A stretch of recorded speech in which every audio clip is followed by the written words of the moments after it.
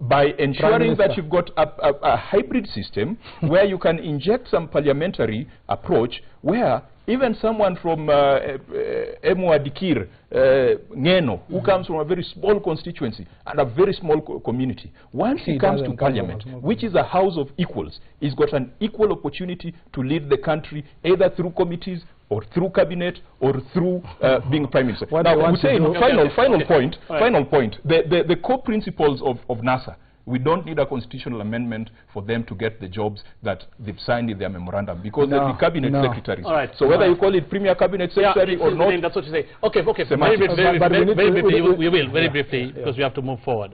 This is important for Kenyans to compare in terms of infrastructure. They'll decide which one looks better. I'll start with NASA and what they are promising. One, ensuring all new roads being constructed in Kenya have dedicated border lanes and pedestrian walks. Collaborate with county governments to construct dedicated border lanes on all existing roads. You mean all existing roads, Honorable Kajwa? Yes. This is in 5 years. Oh, yes.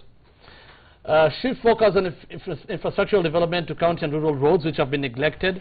Mass transit projects interconnecting all counties. High-speed commuter rail within Nairobi city, if we can have those graphics on air.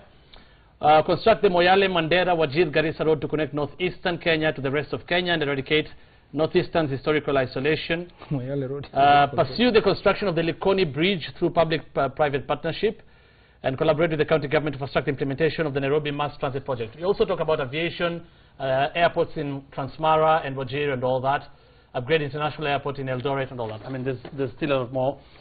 For Jubilee, and I think we also have those, implement, they say, construct a rail link from Lamu to Miritini, a road from Lamu to Isiolo to complete the development of the remaining 29 berths of the Lamu port.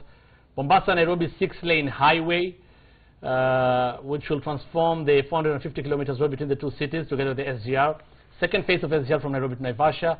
Install street lights in urban centers to facilitate 24-hour economy. Complete development of new power plants under construction, including the 310 megawatts Lake Turkana wind power project and Olkaria as well. Lower tariffs for farms who run night shifts between 10 p.m. and 6 a.m. to stimulate the 24-hour economy. There are others in other sectors, for example, the 57 dams. That's also infrastructure. And also connecting everyone to electricity by 2020. That's true. For both of you, Kenyans will decide which one is better. But we have a budget, public debt, currently at 4.1 trillion shillings. As it is, this current budget, the deficit is 900 billion shillings, meaning we're going to borrow 900 billion shillings. You're all talking about very ambitious projects. How are you going to fund this? Again, more borrowing for Jubilee. Will it be borrowing for NASA, which has criticized Jubilee for borrowing? We're talking about responsible debt. We're talking about debt that is utilized for the purpose for which it was borrowed. We're talking about debt which, when it is sourced from the euro markets, and you call it Eurobond, all the money arrives in the country.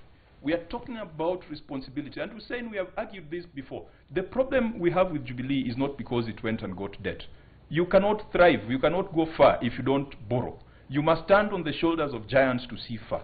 So we've got no problem with debt, but we are talking about responsible debt, debt which can be accounted for, unlike the Eurobond, which when it came into the country, and we tasked the Treasury Cabinet Secretary to tell us where that money went to, he told us he could not account for it, because the money went into a pot, it was mixed up with everything else. So we're saying there's no problem with debt.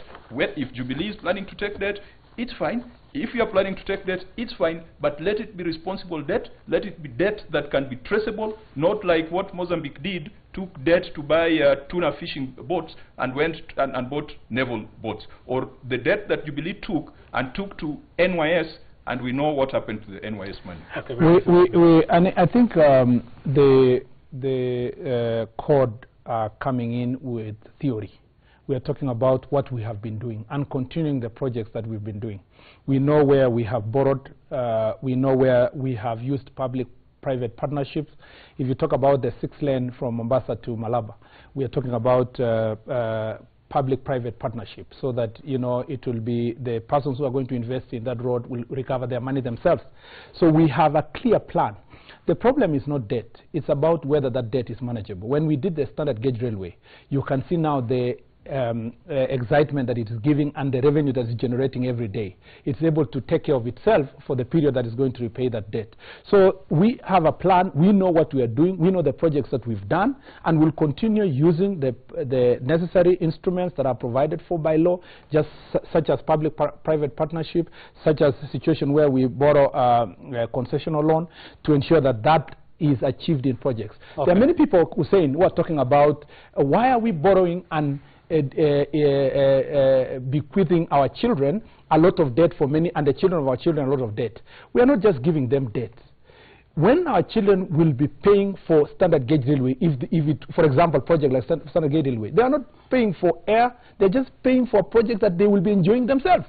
So if they pay for airport, they will be using the airport. If they pay for six-lane road from Mombasa to Malaba, they will be using the road. So the most important thing is to ask ourselves, are we going to bequeath them in tangible things that they can be able to inherit? And what are those things going to do to the economy? How are we going to increase the number of jobs? How are we going to increase business in the country? How are we going to increase investment as a result of those infrastructure investments? Right. Yeah, that is really what's important. Okay, very good. You know, on infrastructure, the argument on debt, I partly agree with Murkomen, so there's no dispute on some of those issues. But on infrastructure, it's important that the nation knows some of the things we've said we are going to do. We are talking about building a ring road around Lake Victoria. Well, when the president was in Nyeri the other day, he talked about the Thika highway going all the way to Nyeri.